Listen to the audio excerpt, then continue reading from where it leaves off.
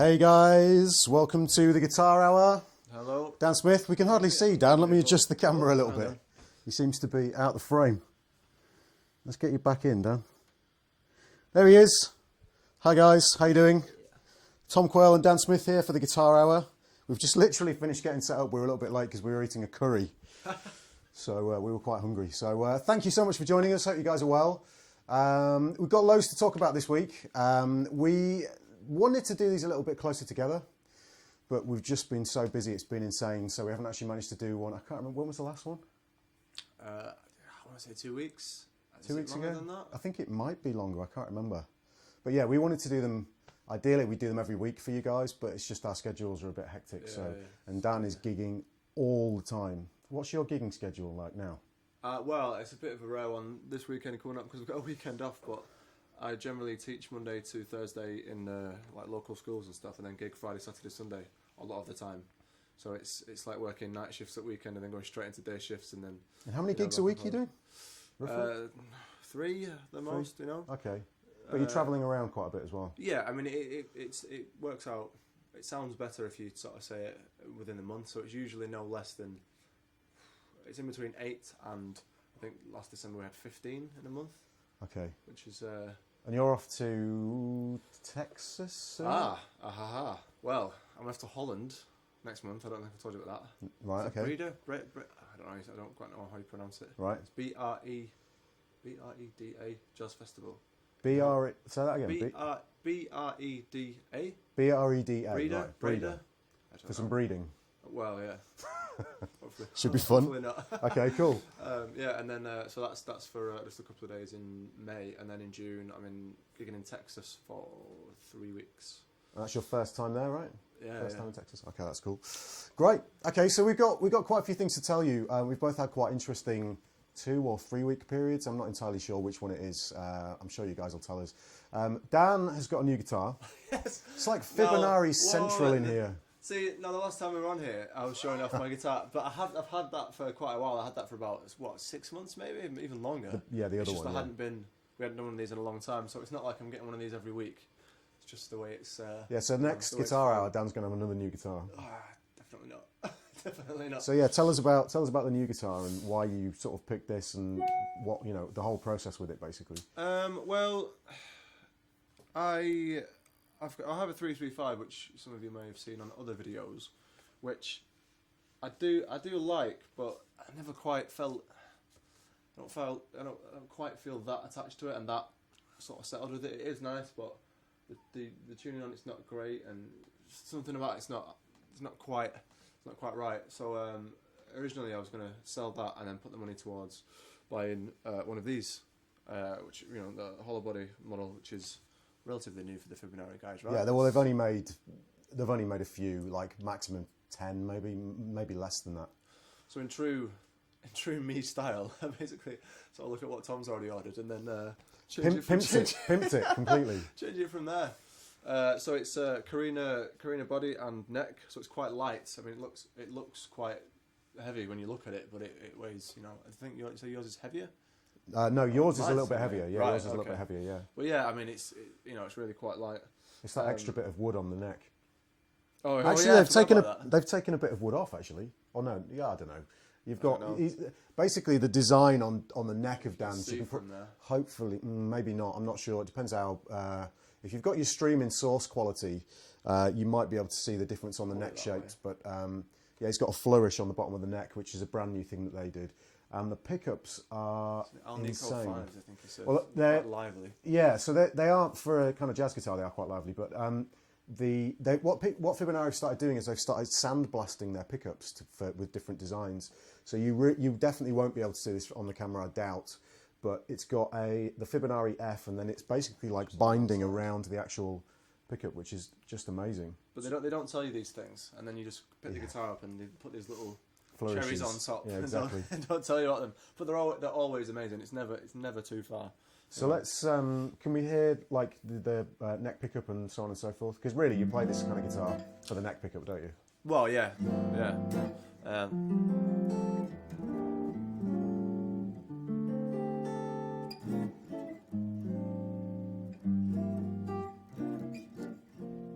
Oh, tasty.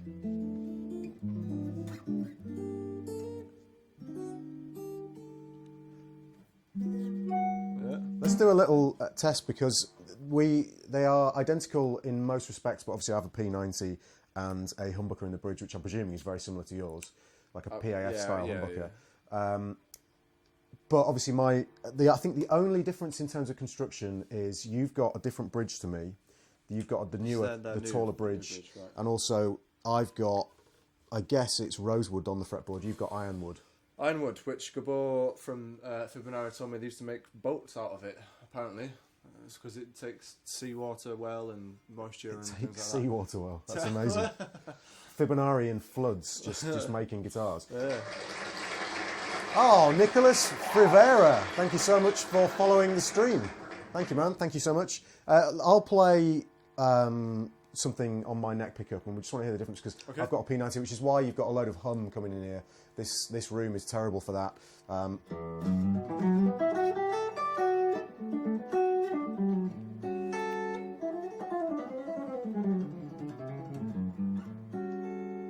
know you play yours. I imagine it's going to be a higher output sound.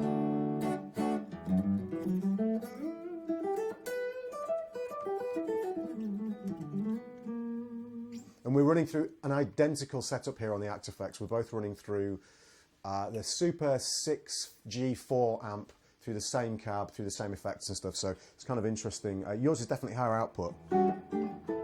It's kind of clipping the amp a little bit quicker. Play quite loud, play quite hard.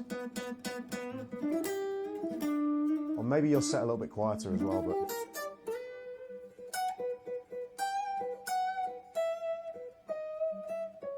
Sounds fantastic. So let's see the bridge pickup, just out of interest.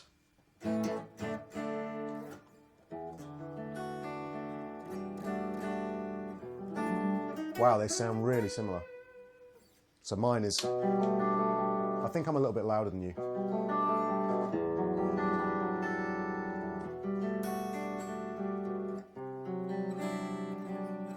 So they sound really great, these. They've got really nice sustain as well. I don't know if you'll be able to hear this, but acoustically,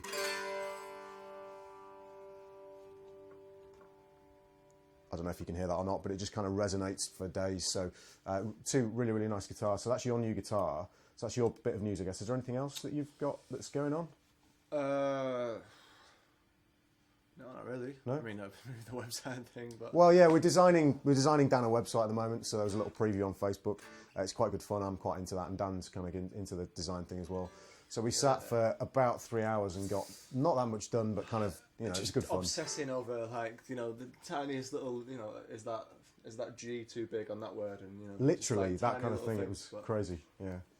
Okay, well, my big news is, and I'm pretty sure that I hadn't done this the last time we did Guitar Hour, so if I did, I apologise. But obviously, some of you guys will probably know I'm now using Laney amps. And I also want to say a massive congratulations to my extremely good friend, Mr. Martin Miller, who I think is watching. Yes, he is. Hey. For his new Ibanez endorsement, and just how fantastic it is to see how happy he is with those new guitars. That's absolutely brilliant. So congratulations, Martin. You deserve all of the things that are coming your way. It's just fantastic. But Martin also plays Laney, and back at NAMM this year, Martin and I played on the Laney booth with Anton Daviance, who is just the most fabulous bass player and is doing some work for me for my album at the moment, which is really exciting. So hopefully at some point I'll get to play you some of that as well. And they invited me down to their warehouse in Birmingham, so I went down to check out the amps. And I was totally and utterly blown away by their Laney Lionheart 2x12 combo, which is, I don't even know if it's out yet, I'm not sure, but it's sat down there. Because of the way we've got this set up at the moment, because we're going through the Actifex, just for the sake of having the guitars sound as good as possible, I can't really demo it for you now, but I am doing a really nice video demo that's going to be mics and DI'd sounds, impulse responses, the full works basically, so you get to hear it in all different settings. But trust me, that thing with the dual fusion is obscene in terms of tone. It's just absolutely fantastic, so I couldn't really be happier. And stay tuned at some point for some pretty exciting stuff that Martin and I will be doing in conjunction with Laney. And that kind of brings us on to our big topic for today. That kind of sneaky little link there. Seamless. Yeah, Seamless. totally. It's almost like TV. brings us on to our sort of topic for today, which is quite an interesting one and something that I see all the time from guitar players. It's kind of a guitar players kind of thing, and it's the topic of endorsements and having gear endorsements. And it's kind of an interesting thing. And again, as usual, guys, please feel free to chat about this as much as possible in the chat. You don't have to listen to what we're saying. You can have your own conversation in there. That's entirely for you guys to kind of, talk about all the things that we're talking about. So please feel free to do that. And if I pick any of the chat up along the way, I'll try and sort of respond to that. Thank you very much, Ryan, by the way, for the congratulations for the Laney thing and for saying so to Martin as well. That's really cool of you. So, endorsements. Now, this is an interesting thing because at the moment, endorsements seem to be a massively big deal for guitar players. It's like everybody's searching for an endorsement deal with companies. And when you go to, we've just come back from Frankfurt Music Mess, the trade show, last weekend? Yeah. That's appalling that I had to think about that. Yeah, last weekend. We were there for 3 days. Yeah, pretty much, yeah. And actually, I didn't see that many kind of people sort of trawling for endorsements. But usually when you go to these shows like NAMM or Music Mess, and there's a few other ones I go to, there's two in Sweden, you tend to see guitar players trawling booths for endorsement deals. And it kind of begs the question, why are they looking for an endorsement? You know, what does an endorsement mean for both you and for the company? Why do you feel you need an endorsement? JazzFan201, thank you for following the stream. Thank you so much. It's a really interesting thing that guitar players seem to judge the success of their career almost on, do they have an endorsement deal with a particular brand? And you see quite a few scenarios where people go with particular companies just to say they have an endorsement deal. So it's kind of an interesting one. So we wonder what you guys think about it. Have a chat about it, let us know, and we'll kind of tell you what our thoughts are on it. I've been talking for ages, so I'll let you kind of have the first word on this. But I mean, how do you feel? Because you were, tell them about your experience at NAMM the first time you went, because this is kind of interesting as well. Yeah, I mean, this is. Vito Desamini, thank you for following the stream. For me, this is why it's quite nice that sort of different aspects from me and you. Is you've done the NAMM thing how many times now? NAMM, I think 5, and Music Mess about 7. So the Music Mess was my first time this year, and second time at NAMM. The first time, you're not entirely sure like what there is to expect. It's kind of like a sort of mythology surrounding it that you can just turn up and sit down at a booth and play, and it's gonna rain free guitars upon you, sort of thing. Have some free guitars. You just go and pull one out of a rock like Sword in the Stone. I love that idea. All the guitar players lined up. I'm the strongest and shreddiest guitar player. That's amazing. It's kind of like when you go into a music shop and everyone's sort of shredding the balls off everything and slapping the bass. Imagine 100 music shops under one roof, all doing the same thing. It's kind of what it sounds like. And there's a lot of people walking around with the sort of splashing their egos kind of thing, which it kind of sounds like a big negative thing, and it's totally not. It's just a very interesting scene. I'll tell you what it's like. Is if you take if you've ever seen that Dave Chappelle sketch of if the internet was real kind of thing. Right. Well, if you exclusively had Facebook and you just had guitar players, if that was a room, that was what NAMM would look like. It's just guitar players everywhere and just bass players. If you've seen that sketch, you'll know what I mean. If you don't, I'll probably just sound like a bit of an idiot. But it's kind of like that. And it's more about the people, I think. Is this, you're surrounded by gear and stuff like that, and it's business to business and stuff like that. But it really is about making relationships with the people, either the people that make the gear or that are playing it, or that kind of thing. Like I've met some really great people that I wouldn't, people that live like Tony and that live in Spain, and never really going to see them otherwise, or even some of the guys that at NAMM, a lot of American guys, you don't really get that. Music Mess. It's a slightly more European scene, I guess. Definitely. But it is all about the people. Yep. I mean, that's the funny thing with NAMM. It's all a big party, really, but it's one of those things where you see so many people kind of shredding and playing and kind of, trying to show everybody the best things they can do. But at the end of the day, when you've been a few times, it's basically just a social event. Yeah. Which is the good thing about it. It's a really nice social event. But you do find a lot of guys, I mean, with the endorsement thing, as far as kind of like people going over there and trying to get gear, you do find that there's a lot of guys that go over there just to kind of tout themselves out for kind of endorsement deals, which is kind of a strange thing. I think if you're in the position where you're looking for an endorsement deal, you have to ask yourself, why do you need it? And, you know, what's it going to do for you? And are you just doing it to say to your friends and your peers, I have an endorsement deal with such and such? And also, what can you do for them? Like, what can you do for the company? Yeah. You know what I mean, like, if you... It's a two-way street. Yeah, definitely. If you want to get an endorsement with a guitar company or an amp company, you know, how many gigs a year are you doing? How much are you doing this? You know, what can you offer them?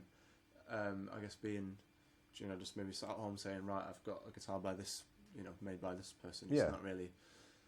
You know, like when I don't gig this, I've not gigged this one yet, but the Roadmaster gets constant attention. There's always somebody that comes up at a gig and like, you know, what is that? What is that? Because they can see that it is a telly shape, so it's familiar to those kind of guys. But then they're like, you know, oh, I don't recognise that, and it's nice to be able to go, oh yeah, check them out. It's these guys, you know. I think you have to love the gear. I mean, you and I both love these guitars. I would never go into a deal with a company where I was using gear that I wasn't 100% in love with, you know, because what's the point? Because there is, I don't know, you know, you could speak to a huge number of guitar players who have endorsement deals and it's part of their day-to-day kind of career and business, if you like. And obviously I have a few things that I do. So there's obviously the Wampler thing, the Laney thing now, and Fibonacci. And I'm incredibly grateful for all those things, and they're really good opportunities. But yeah, I mean, you have to absolutely love the gear, because having endorsement deals can be quite limiting in some ways, because for instance, if you, let's say you use, I don't know, I'll pick one example, so Empress pedals. I have an Empress pedal on my my pedal board. I'm not going to use Wampler because I am endorsed by Wampler, so, you know, we'll use a brand I'm not endorsed by. So Empress. And you really like their chorus pedal, so you email the company and you say, you know, I really like your chorus pedal, would you be prepared to do a deal, so on and so forth. And then you find another chorus pedal that's even better than the one you've got. Well, of course, you can't use it anymore.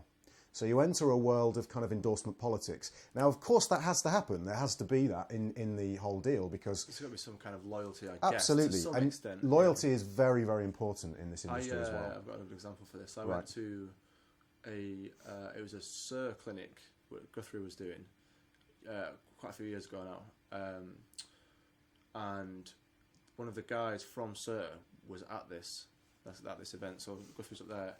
And the whole thing sort of just became like a sort of sales pitch, right? Whereas I think people just wanted to hear him play, and you know, but you had to sort of go through each one of these guitars and explain everything that's on and that. And, I've seen them. Yeah, sort of wasn't allowed to say Strat or Tele. That's right. He sort of had to say S-type or T-type. Yeah. Because I don't know. Funnily enough, I find myself doing the same thing now. Not for that reason, but because I've heard other people do that so much. I don't know why. It's kind of a strange one. I don't know if people are going to go. If someone says Strat, go, oh, you know. If someone says cigarette, all right, I need to go and have one. It's not like someone says Strat, right, I need to come buy a Strat instantly. Yeah, it's a funny one. I'm not sure why. It was just kind of that he was stood there with his hands tied while the sort of, you know, one of the high up guys was stood kind of, you know, watching him, and it was just sort of, it's a bit uncomfortable to see, really. Yeah, I mean, it's the whole thing of not being able to play other products is not necessarily a problem if you really love the product that you're playing, and I absolutely adore my dual fusion. I don't need any of the drive pedals. The amp is great, so on and so forth. The guitar is great. You know, they're absolutely fantastic. But it does, you can't just pick up and play. Justin Hombach. Oh, dude, thank you so much for following. Justin's a cool guy. Did you meet Justin out in, no? Don't know. No, maybe not. Justin's a cool guy, good player as well. Yeah, so, you know, you end up in a situation where you're not necessarily as free as you were when you didn't have the endorsement deal. Say, you know, I wouldn't want to be seen playing any other guitars, basically, than the Fibonacci guitars. I own a couple of other guitars, but I don't use them in my videos because there's the loyalty thing. So it depends how you feel about it. You have to really think very hard about why you specifically are going to go into a deal, let's say. And a lot of these deals, well, I'm going to talk a little bit in a minute about how these deals tend to work, because you tend to not find that you're given a piece of paper to sign. That's not how these things work. So we'll talk about that in a minute. But yeah, I mean, it's just, you know, you've got to really think about, is this the right thing for me to do? Is this the right thing for the company? do I really like this product, or am I just doing this because I'm excited about the idea of having an endorsement deal and I haven't really thought about the consequences of it and, you know, where I'm going to go. Unfortunately, you see a lot of people who will do these very short-term deals and then switch to another company, you know, switch because they kind of get bored with the product. I just need to turn my screensaver off. So yeah, it's an interesting one, and it's something that kind of bears a little bit of thought. So yeah, again, I wonder what you guys think about it. We've got some comments here. Yeah, some of them. Tom, who would you love an endorsement with from Mark's Guitar Stuff? Well, I'm pretty much set, to be honest. Yeah. I mean, I am, to be honest. I mean, these guys make amazing guitars. The Laney amps are fantastic. The one plug guys are amazing. There's a lot of other things I use, you know, the one control switches. And again, the reason I use them, and it's interesting the phrasing, who would you love to have an endorsement with? Well, anybody whose products I really, really like. You know, anybody whose products I like to use. And this is one of the other interesting things. I mean, I guess, you know, we can talk about how you met the Fibonacci guys as well, and the reason that you're playing the guitars now and being a part of the artist roster and stuff. These things just, they sort of happened by accident. It's not necessarily... You didn't approach Fibonacci completely randomly and say, give me a guitar at this price, you know, this artist deal. Like it's just... you met them first. You meet these people and you sort of, you see, you know, what they do and it sort of, it kind of humanises the whole thing. Like, David Guitar Ray down. Thank you for following us, dude. Thank you so much. And then that guy, no, nice guy. Yeah. What was I saying? Oh yeah, so you sort of meet the guys, and it kind of makes the whole thing a bit more human and a bit more of a social relationship and a more friendly thing. And again, it's the person to person thing. Whereas, you know, I think maybe the first custom guitar you ordered, you sort of fill out a form. You sort of for the Sir, you kind of choose your ingredients and send it off, and then, you know, you just sort of wait till it comes back. Whereas, you know, with the guys, you can sort of, you know, they're very very approachable.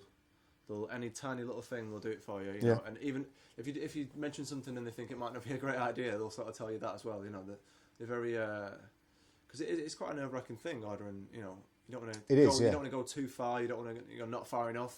Or you just look at someone else's and then add on the bits that they didn't think of when you ordered. I'll take that Subway sandwich and sprinkle a bit of that on top. Yeah, absolutely. Yeah, I mean, it's one of the other things for me is. And this is something that's often misunderstood, or you see happening that I find a little bit awkward. I couldn't do this, and if you do this, there's nothing wrong with it. I'll explain what this is in a second. But if you do this, there's nothing wrong with it. It's not necessarily a bad thing. But just to make you aware of it, I've actually, I think only once in my entire career, emailed a company and actually asked if they were interested in me endorsing them. Well, no, them endorsing me or me endorsing them. It's a funny one, whichever way you want to say it. The way I prefer to think of it, the endorsement is kind of a funny word, really. But you know, going into a kind of relationship together where you promote the products and they kind of help to kind of promote you, kind of thing. I've only done that once in my career, and that was way back when I was using the Toadworks stuff. And the reason that happened is I bought one of his pedals, the Redux Delay pedal, and absolutely loved it, and sent him an email saying, you know, how much I loved the pedal. And we got chatting, basically, and that's how that happened, because we got chatting. Apart from that, I've never actually, I don't think, approached a company via email and asked them directly if they would be interested in me, you know, becoming an artist or whatever. It's always been a sort of reciprocal thing where I've either met them, we've got talking, and had a conversation that's led into that, or they've asked me, basically. They've either seen me use the product, so on and so forth. So yeah, it's usually you've already got, you know, you've already got the product. Oh, I've got your delay pedal. It's yeah, great. absolutely.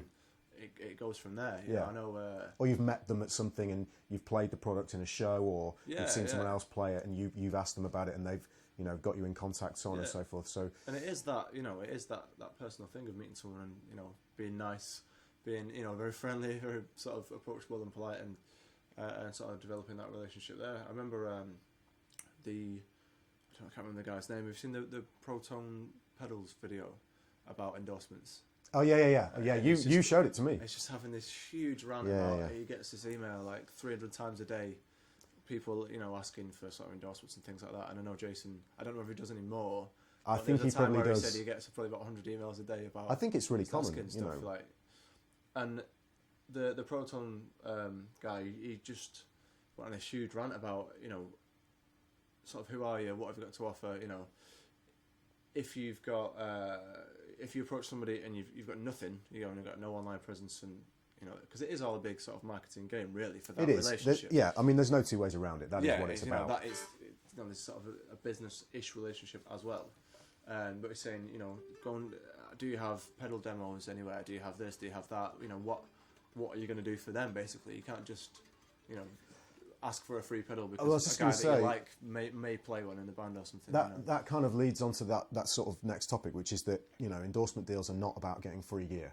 No, it is a bit of a myth. I don't think anybody, you know, just because sweeps a lick on a booth and then it's just, you know. I actually have, believe it or not, I have seen it happen once. I won't name names. I know who you're talking about. But that is a very specific. I have seen it happen once, but it wasn't a guitar player actually. So I mean, does that? Oh.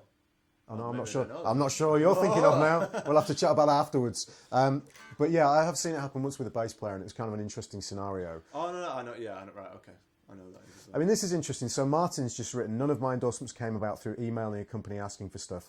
It's best when these things just happen. And it really is, because the best way to build a relationship with a company is to get to know them. And I consider, like, the guys from Fibonari are almost like family. I mean, Dan and I went over, we've told you about this, but Dan and I went over last August to Budapest, and I mean, we ended up in the middle of some random park in Budapest.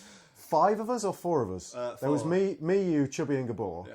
Riding on a pedal trike thing. Chuckle Vision. It was like a. It was nothing like Chuckle Vision. It's like a 4-man pedal bike. It was, but not Chuckle Vision. For anybody who's not British, Chuckle Vision is the worst, most bizarre kids' TV show ever, and yeah, it's quite creepy actually. It's quite bizarre. But anyway, we were riding around. It was just mental, wasn't it? It was just bizarre. Yeah, there's a video of it somewhere. There is a video of it. On my Facebook. Yeah. But, were you in the front? I think you were in the front. I was in the front. I was steering. Yeah, and it's just, you've got pedal, like, imagine 2 tandem bicycles stuck together. Make Guitar 19, thank you for joining the stream. Cheers, man. Yeah, so you got 2 guys in the front with pedals, 2 guys in the back pedals, all 4 of us pedaling through this park. It was ridiculous. Steering. And by this point, we've had a lot of Palinka. Oh, it was like, you know, 1 in the afternoon. And Palinka is, for those who don't know, and I think we might have mentioned this last time, Palinka is this super strong like liquor, alcohol thing. Kind of thing, isn't it? Yeah, basically. I think that's what it is. And when we go to Music Mess, Jason will confirm this, and the Mark McGuigan, the Scottish guys will confirm this as well, and Martin. You turn up, and at 9 a.m. the Palinka is poured, and it's poured regularly, like on the hour, throughout the whole show. And I actually flew back from Music Mess quite drunk. I was in the Lufthansa Business Lounge and the reason I was in the Business Lounge is not because I fly business class, but because the business ticket was cheaper than the economy class for some bizarre reason. So I thought I'll do that. And I was really, I was without a doubt, having drunk none of the free alcohol in the business class section, the most drunk person there without a doubt. It was ridiculous.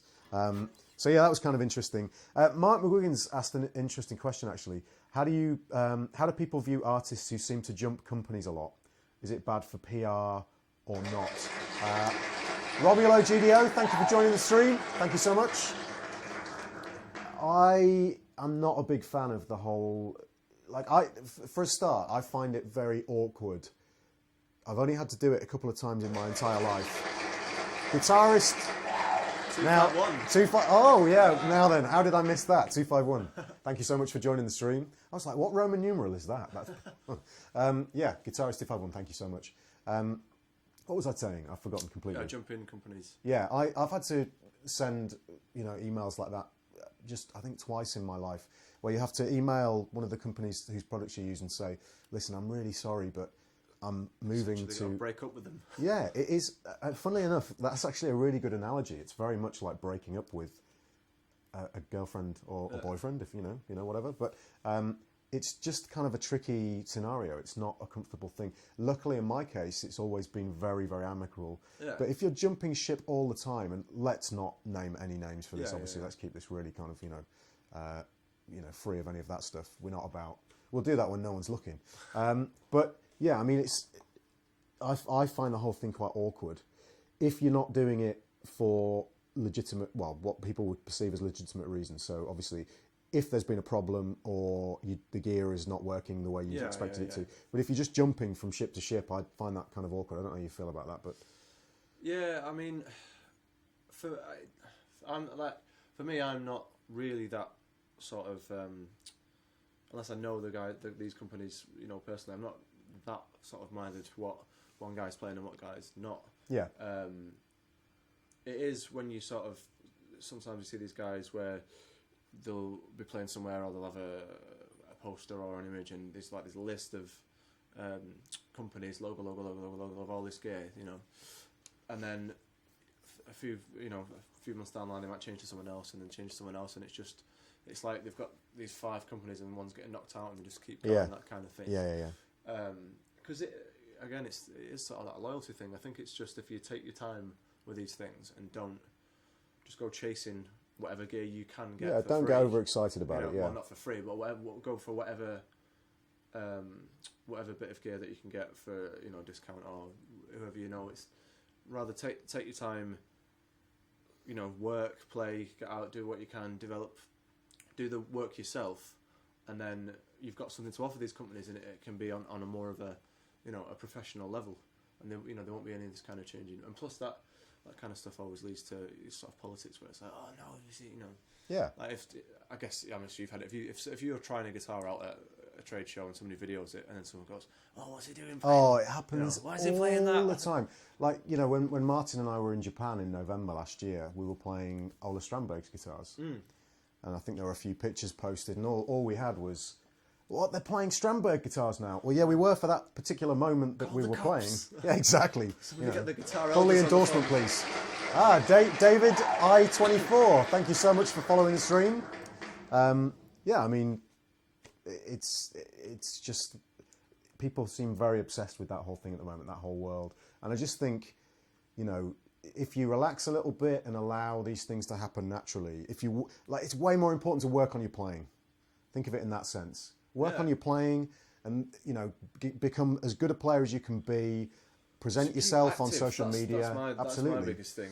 These things will come to you. Yeah, the biggest bit of advice someone ever, and this is going to sound really obvious, but I was playing.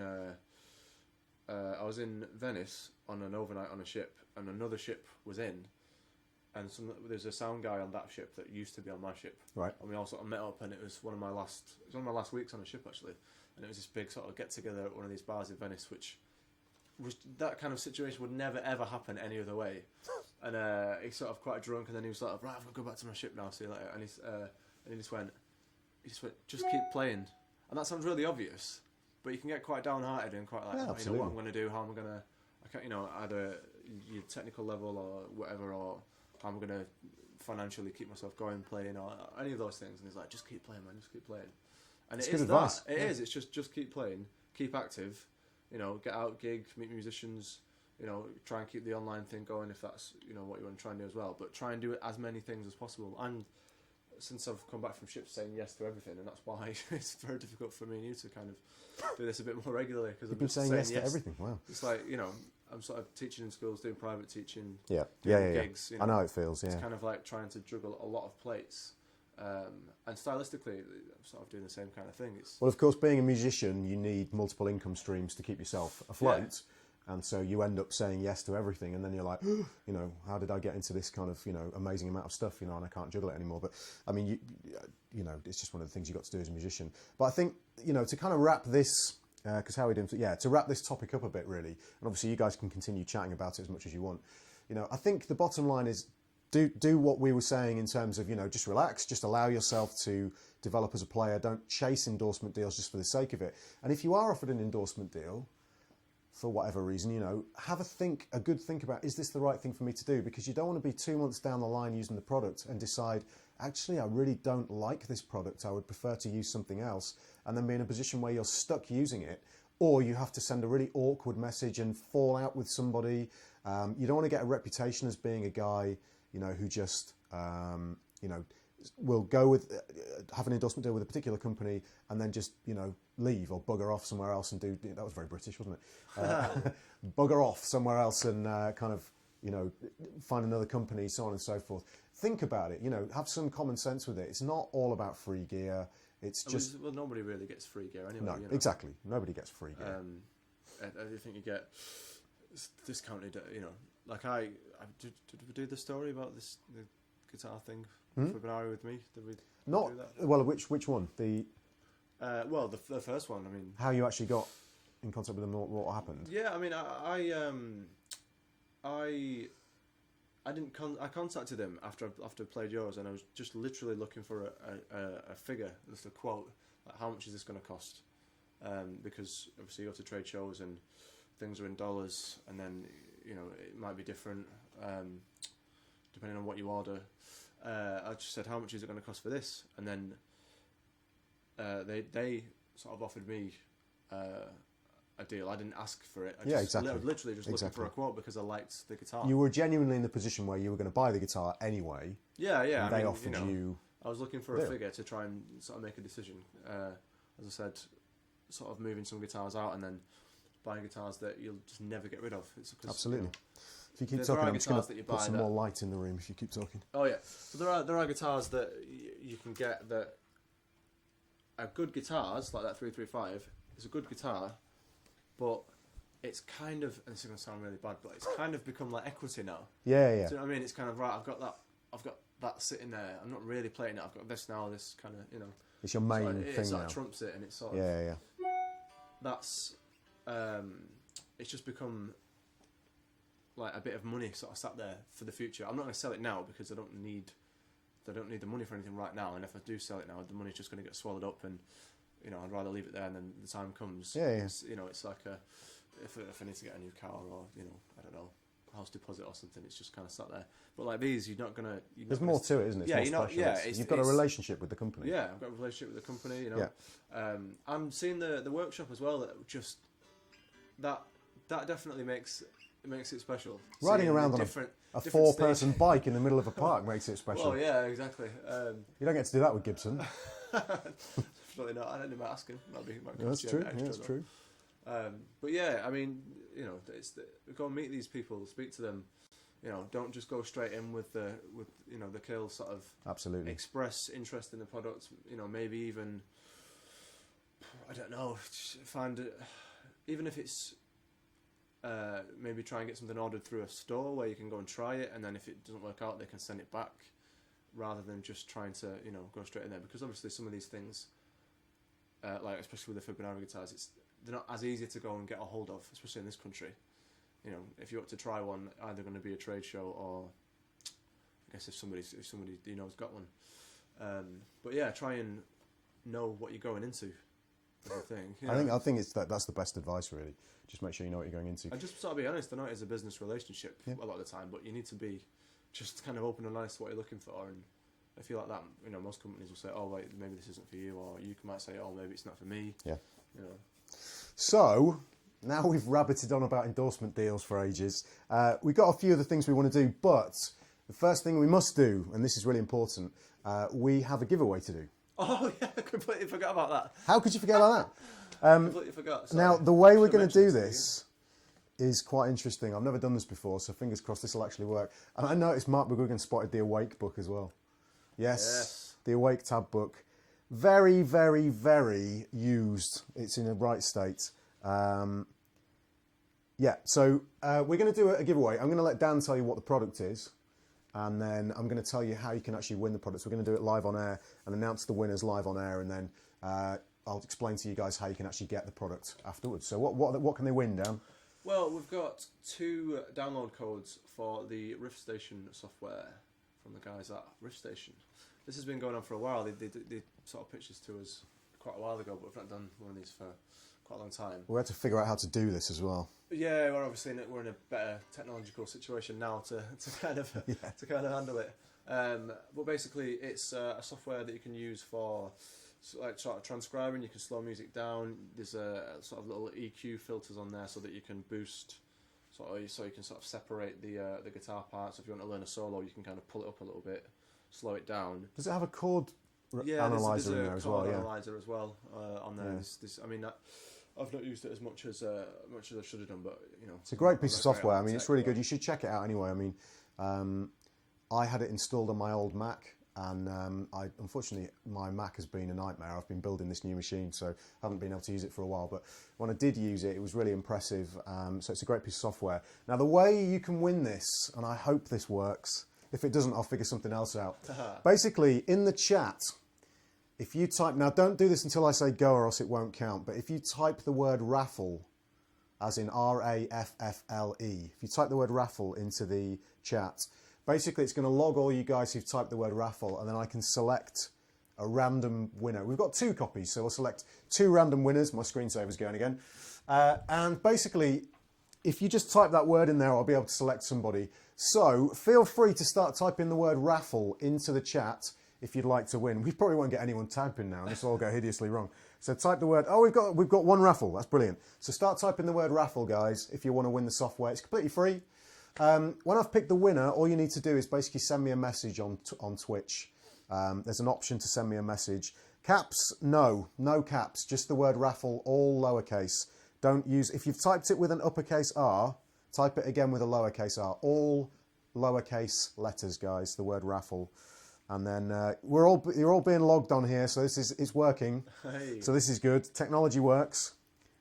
It's interesting, actually, doing this Twitch streaming has been a little bit of a learning curve. It's not as simple as doing the stuff on Google Hangouts. So yeah. I'm actually amazed it's all going as well as it's going. So that's all good news. So keep typing raffle. You don't actually need the exclamation mark in front of it. If some of you guys have used Twitch before, you might have had to type exclamation mark raffle. You don't need it. Just type the word raffle without the exclamation mark, guys, because I know some people... if you type it more than once, it won't count. So just type it once. If you've typed it more than once, don't worry, you're still entered. But typing it more than once is not going to help you win. So just keep, type it once and then you're done, guys. And I can see all of these are being logged, so that's fine. While these are going, on the subject of, this is kind of, I say luck based, but people go on about sort of endorsement deals and go, oh, you're lucky, that kind of thing. A friend of mine was reading a book that was kind of based on the idea of luck, and what that was saying is there's not really any such thing as luck, but you are more lucky if you know more people. For instance, if I say my car breaks down and I want to buy a new car, right. Don't know anyone that's selling one, and I only know you. I ask mean. you, and you go, don't know anyone. Just a statistical percentage based. But thing. you might know 5 people, but none of them. And then if I know someone over here, they don't know.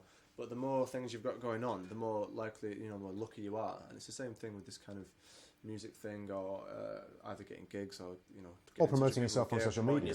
Yeah. It's that kind of network sort of thing that will make you more lucky. Yeah. If doesn't really help you in the raffle, but just a little point that I mean, S Martin 92, you create your own luck, and I think that's probably true as well. It's like. Again, we can't go too much more into this endorsement thing because we've run out of time for everything else, and we've got a few more things to do. But yeah, I mean, if you work hard, you practice a lot, you'll get noticed. I mean, you didn't, and we're going on about it now, but you didn't go on any of the booths. Like, look at you on the VGA booth. Like you didn't kind of do anything with VGA, but you guys, if you obviously went at NAMM, you won't have seen this, or there might have been a video floating around. Dan goes on the VGA booth at NAMM just because he was hanging out with Levi, I guess. Levi, yeah, it was just, they had a couch Levi there. Quayle. It was nice to have a sit down. Not touting for endorsements at all, No, and literally played just hanging out. some sick Western swing stuff on a fretless guitar, and it was sick, it was disgusting. And because he practiced that stuff so much, it was like second nature playing even on that instrument. And that's when people start to take notice. You didn't walk on the booth and go, hey, my name's Dan, give me a guitar, I can do this. Yeah, I didn't go it was check all this, it was all just like, it was fun. I was just messing about, and Levi's like shocked, and then any time anybody turned up, he's like, oh, just do that again, let's do that again. Yeah, absolutely. So I'm going to give you guys, in case anyone wasn't watching and has just joined us, I'm going to give you guys about 2 minutes more. If you type the word raffle, R-A-F-F-L-E, all lowercase, into the chat, you stand a chance of winning Riff Station from the company Riff Station. Great piece of software. We've got 2, I guess keys to give away. Yeah. So it's a download product. We're not going to ship it to you. You can download it. We'll give you all the instructions how you can do that. And we're going to pick a winner in about five minutes or so. So type the word raffle into the chat. Okay, so we're going to get on to our next kind of topic. Now, this is going to be something that we're going to do every single guitar hour now. This is going to be one of the constant things that we do. And this is like our practice diary thing. So we're going to talk a little bit about what we've been practicing, why we've been practicing it. And this is a bit easier this time because we had a bigger gap, but we're going to try and do this more regularly if we can. And this kind of leads into the stuff I'm going to start doing on Twitch. I'm going to start doing some live practice sessions. As soon as I get time, I'm going to start doing those. So, Dan, what have you been practicing? Well, we talked a little bit last time we did this about the whole practice reward thing and, you know, practicing stuff that you're going to use and stuff like that. So I'm kind of been going back and practicing stuff that I was practicing then, but without any kind of forum to put it anywhere, if you know what I mean. Yeah. So I've just been trying to spend a bit of time and learn, sort of go on Spotify or, you know, a similar thing and just type a standard in and just listen to loads of people just doing it to try and, you know, learn the words, learn the melody, learn the form. Okay, so a real in-depth way of learning. Yeah, because it's actually me and Levi were sat jamming something on a Vigier booth, and this girl came over and sort of not really had a go. She sort of had a little bit, and it's sort of like She had a go at you? She sort of had a go at us because we were I can't remember what tune it was we were playing. It was some standard, and we didn't know the words. And she was like, "You need to learn the words." How did she know you didn't know the words? Did she ask you? Something. Do you know the words? I can't. Yeah, I mean, and you foolishly said no. Well, I mean, I don't know if she wanted some kind of duet or something. Like, I see. I get it. Yeah. But yeah, she sort of went, "Yeah, you got to learn the words. You got to learn what the song's about. You got to learn this. You got to learn that." And I think learning the words definitely helps you learn the melody because you've got both aspects of it. Then you've got something to hang the melody on. Yeah, because some of these melodies can be quite similar. You know, a lot of these standards, especially, you know, the progressions are sort of similar. So yeah, I've been trying to go back and really sort of learn some of these tunes. It's not going great so far, but you know. And the other thing is looking at a standard or a set of chords and trying to be equally as good on each chord, because for the music that I'm playing at the minute, it's a lot of just straight 7 chords. You know, which I find a nightmare. We talked about this last time a little bit, but vocabulary-wise, that was our main topic last time. Kind of vocabulary. I find that really hard. Just major chords all the time, really. You know, sort of 7 chords, that kind of thing, like cycling. And you can't. The style of music it is, they don't really do the kind of altered thing. Even there's a recording somewhere. If you look up Bob Wills doing Take the A Train, and the 2 chords, the whole they all just play like whole tone stuff over that. Go on, just demonstrate the sound so they can hear it. So so shall I explain what you would, or did you want to explain like harmonically what you were doing? Well, I mean, for you know, for me and you probably you got C major 7. Yep. And then D9, D7, sharp 11, which I don't know what your go-to thing is, but it's, Lydian dominant. Yeah, Lydian dominant is the kind of.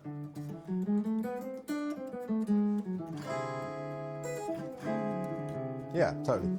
Well, I don't know if I don't know what the their sort of cultural references with those, but they sort of none of them were doing that. They were all just doing whole tone stuff over that, all of them, which is like another little it's another little offset altogether. Which is actually a really hard sound to get really kind of good vocabulary-wise with, because it's so symmetrical that you end up playing the same things. Like so did they have some interesting vocabulary with it as well? There's a lot of that. Of course, all that kind of stuff going on. Yeah. And a lot of that kind of piano-y. That sound is very familiar when you hear it. It instantly fits with that genre. Which I can't remember what I was going to say then. What did I say before that? Well, you were talking about how they always use the whole tone, but you were using Lydian dominant, so it's like new vocabulary. Well, are you thinking of it in terms of it's a new sound that you'd never played before, basically, and trying to incorporate it? Yeah, well, it's been equally good on each on each chord. That was it. So like the style I play at the minute, there's a lot of 7 chords, so you play them all the time. But I might be better at just a straight 7 chord than I am over like a minor 7 flat 5, just because it's kind of fallen out of the standard. You're not using it so much. So I'm sort of Yeah. Basically, going back to stuff I should have been doing at university, but actually enjoying it now. Yeah. Is the short answer. And I think again, it's that thing of being ready and being, I guess there's a lot of, you can sit in a room practicing stuff, and you can kind of, if you're not careful, you can just be like, why am I doing this? What can I do with this? When am I ever going to play this? I'm actually enjoying this, or is it just because it's complicated? And there's that, like you were sort of saying about playing a certain thing, you will get noticed. I think there's a little bit of weight on stuff being either technically difficult or harmonically complex equals better. Yeah. And it's really not, it's not really that way, I mean, it depends what kind of musician you want to be, but... Yeah, without a doubt. I mean, I'm trying to remember who it was that was... It might have even been Dweezil Zappa who was talking about that, how just because something is harmonically and rhythmically complex, it doesn't make it better. It might be more interesting for some musicians, but it doesn't make it better. So it's kind of an interesting topic. I mean, mine has been... I've had an interesting couple of weeks because I've been looking at my technique from a very different perspective and done an absolute shed load of practice on a particular thing, which is... I did a jazz degree back in 1999 to 2001 or 2002, and I used to be a big Pat Metheny fan. I still am I don't mean I'm not a Pat Metheny fan, but I used to be a massive hardcore Pat Metheny fan. And my way of kind of playing everything back in the day, because I was playing kind of swung feel stuff, was to pick everything. And what you would do is you would accent, like a sax player would accent the upstrokes. So you would kind of have, if I was going to play a scale,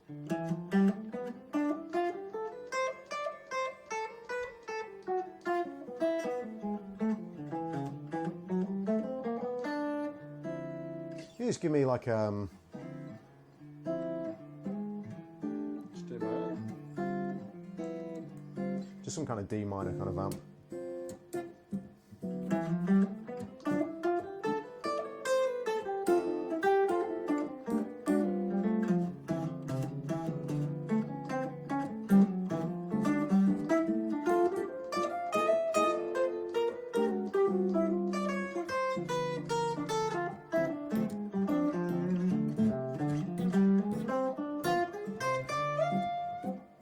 So that was the kind of sound you would get if you picked everything. And at that tempo, that's no problem at all, because I can do that and I've kind of developed that. But my biggest problem was if I'm improvising over changes and the tempo's a little bit higher, I get into big problems if I have to pick everything. And as you guys know, I play legato. The problem with legato is, and I've always been aware of this problem and I've worked on it, but not to the extent I've worked on it over the past few weeks. The problem is that when you play legato, you don't, or the way I play legato, you don't accent notes. So when you play faster lines, let me turn all the way up. Let's have the same kind of groove and I'll just play unaccented lines over it. Same speed? Yeah.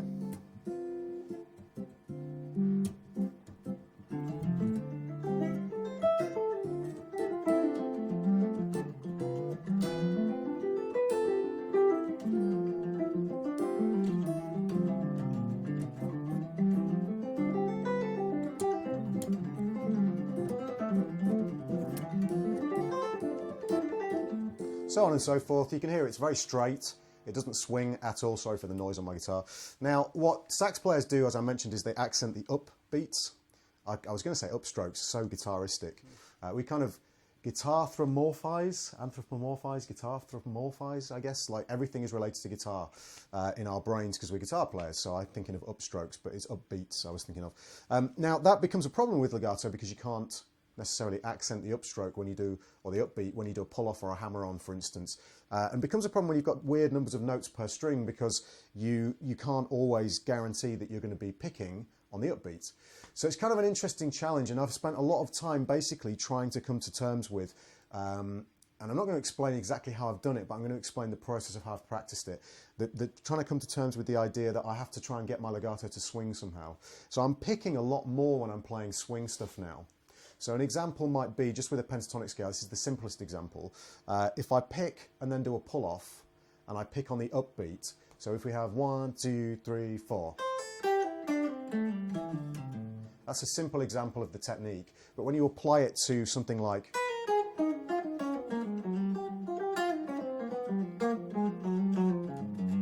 Give me a G7 altered, like a... Perfect.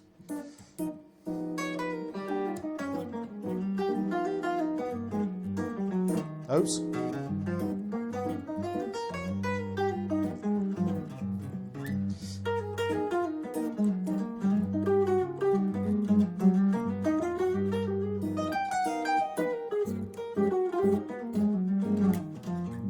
Now the problem I've got is it feels very, very unnatural for me to pick that way, but I really like the way it sounds. I really like the way it sounds.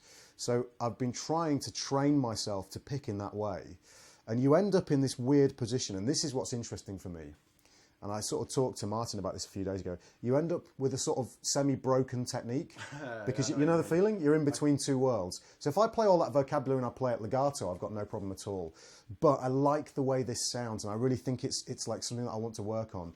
And when I've worked on it for 2 or 3 hours at the moment, it shifts into that gear, and I can play that way, and it feels really comfortable. I've done a couple of videos playing rhythm changes that went up on Facebook the other day, and I'd been practicing that all day.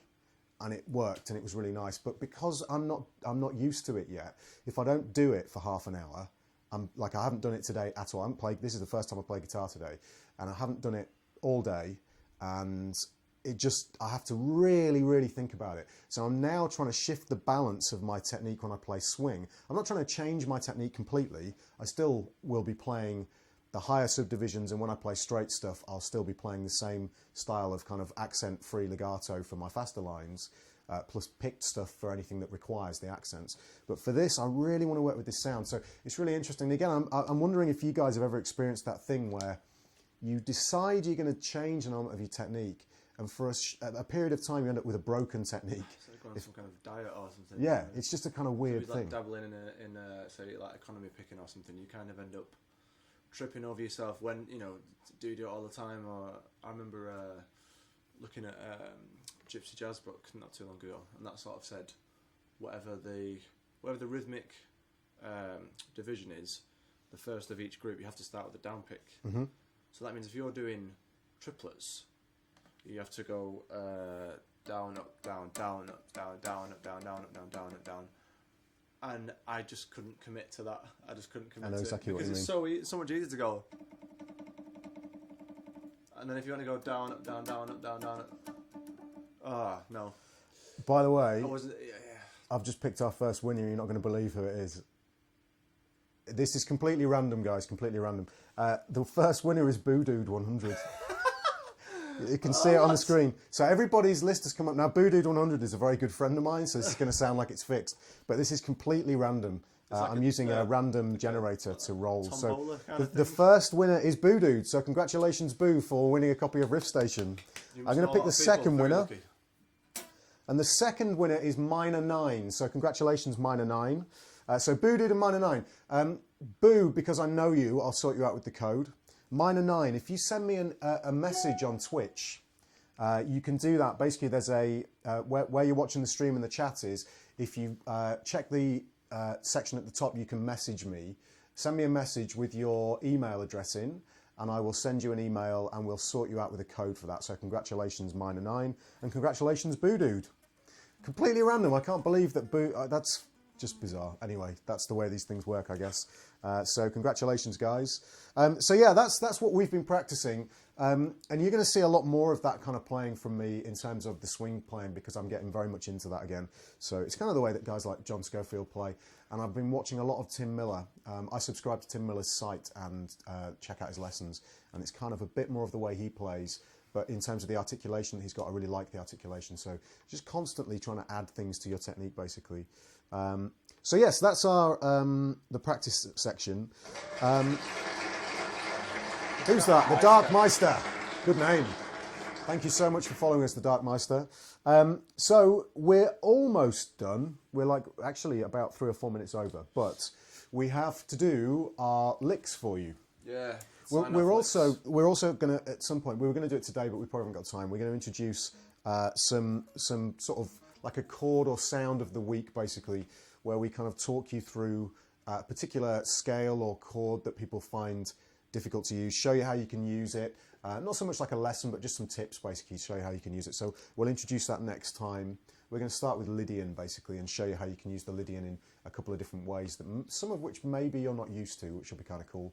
So we'll start that next time. If you want to see the return of any dumb games, I guess you'll have to let us know. Yeah, absolutely. I didn't do it on this time. Just if you've got any ideas for games that are as crazy as pick up or pick up, pick up. absolutely, do let us know for sure. Okay, so the licks. Well, I think you went first last time. Shall I go first this time? Yeah. Okay, I've got for you, as we mentioned him earlier on, a fantastic Pat Metheny lick.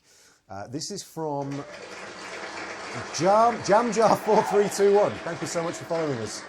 Thank you so much.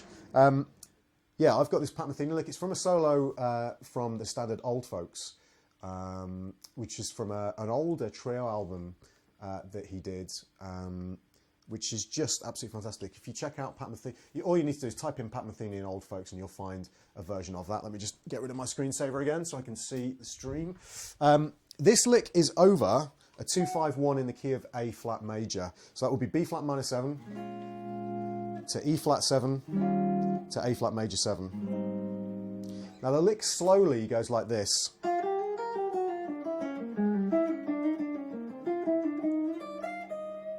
Let's try it with the chords. So if you give me the F minor 7. F? Sorry, F minor 7. B flat minor 7. Brain failure. I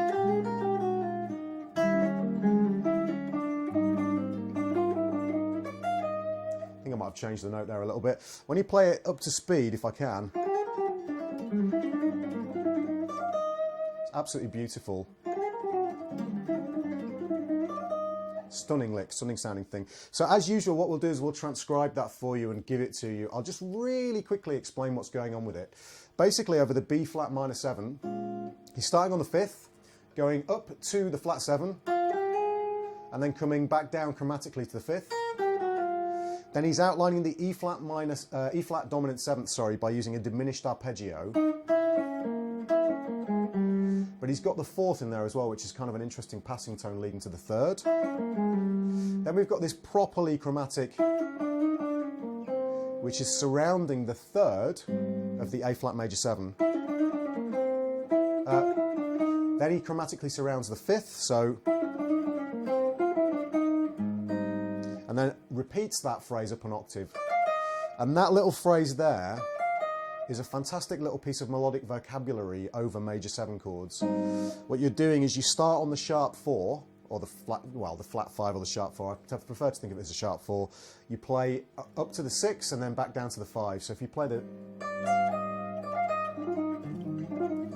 It's that whole scale tone above, semitone below. Yeah, exactly. So start a semitone below the 5th, go a tone above and then come back down. So it's sort of chromatic because the sharp 4 is not generally considered to be part of the major scale, but because we tend to use the sharp 4 instead of the natural 4, I tend to think of it as part of the diatonic sound of an A flat major 7 or a major 7.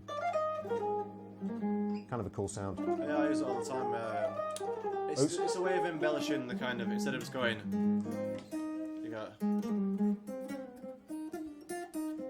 Which on its own is kind of cheesy, but it's a great piece of vocabulary. Yeah. It's awesome. And the thing is, you can... Initially, really, all you're doing is playing the one note, really. But it's just, you can spend more and more time kind of embellishing it one way or adding more notes to one side and one to the other and make it... I use it more as a rhythmic thing, actually. Yeah. You can sort of get, if you're doing sort of straight 8s and stuff like that, you can kind of... it always adds up because you can just kind of either do it a scale tone or you can add the chromatic that way or the chromatic that way, that kind of thing. The Nods has put, where was the game show? So we've got one person who desperately wants the game show to come back again. Anyway, so sorry Dan, I'll let you do your lick now. Yeah, so I've actually already done this in a YouTube video, which is a bit of a cheat, but it's actually a minor 2-5 in E flat, but it goes to the major. So you've got F minor 7 flat 5, and then more this kind of thing. B flat 7, B flat 13 flat 9, or B flat 7 flat 9. That kind of sound. We think it's that anyway, don't we? Yeah, we kind of worked it out. Yeah, it sounds like it. Yeah. So that kind of sort of diminished sort of sound, and then it resolves to the major. So it goes E flat major 7 instead of E flat. Usually you go to the minor, but you go,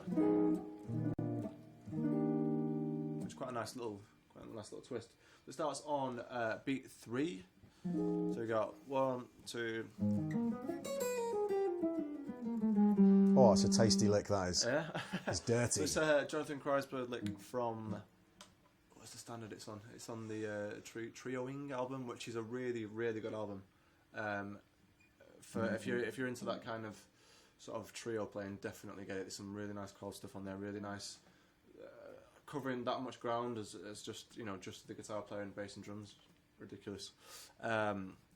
Is it All of You? I think it's on that. So yeah, so you've got F minor 7 flat 5. It's kind of going up an A flat kind of minor idea, which is essentially the same thing. Shall I play there? Yeah. That is fantastic. It's properly Jonathan Kreisberg as well. Big time. Which I think he's going to sweep it, and he's not picking that. It's basically just spread the arpeggio out quite widely. Yeah, with wider this is intervals. a really good practice thing actually. Is if you take a chord and then try and add one note per string and make it so that you don't really repeat any. So you've got 1, 5, 9, 1, 5, 9, flat 3, 6, and then the 4. It's also that little sort of pattern I think Joe Satriani does on. That's right, Do you yeah, know which yeah. one it is? The Mystical Potato Head, is it? Is that one? I can't remember which one it is. Remember, It's been a too long. time ago. Yeah. Yeah, so yeah, you got that. We're going to tab these out. Then it just basically goes down a diminished scale. And then chromatically from the flat 9 of the B flat. So at speed, so yeah, 1, 2, 3, 4, 1, 2. Oh, did that again, I played the wrong note. 1, 2, 3, 4.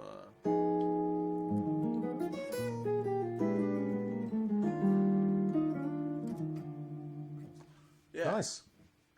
Okay. Get those tabbed out. Yeah, they'll go on the Facebook page, the Guitar Hour Facebook page, which is Facebook. Oh, it's just Facebook, the Guitar Hour. Yeah, isn't the it? Guitar Hour. We've got Twitter as well. Yeah, so they'll go on Facebook, Twitter, and our personal Facebook pages as well.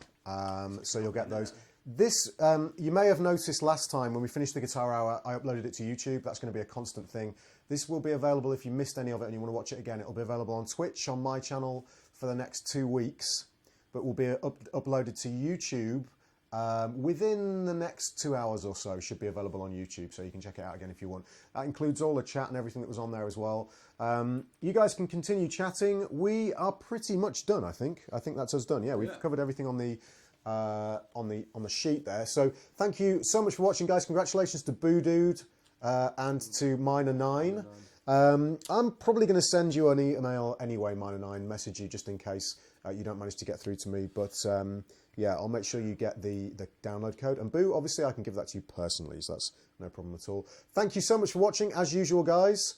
We've been the Guitar Hour, and we will be back, hopefully, sooner rather than later. Potentially next weekend. Yeah. We're a weekend off, so. It might be a little bit tricky the weekend. I think in 3 weekends' time I'm in North Carolina for the Guitar Summit, which is going to be insane. Holland, I think. What date's Okay. The 14th to the 16th. I'm in Holland. So we'll miss that one, but we'll try and do one next weekend if we can. Yeah, absolutely. Is there any suggestions for stuff that you maybe want us to talk about, or if you want the games back? Yeah, if you want the games back, feel free to give us stuff that you'd like us to talk about, topics or things you'd like us to cover on Twitter. Yeah, the whole point. Yeah, Twitter, Facebook. Any at the Guitar Hour on Twitter, just the Guitar Hour on Facebook. I think a lot of you've already liked that anyway, but check it out. Brilliant.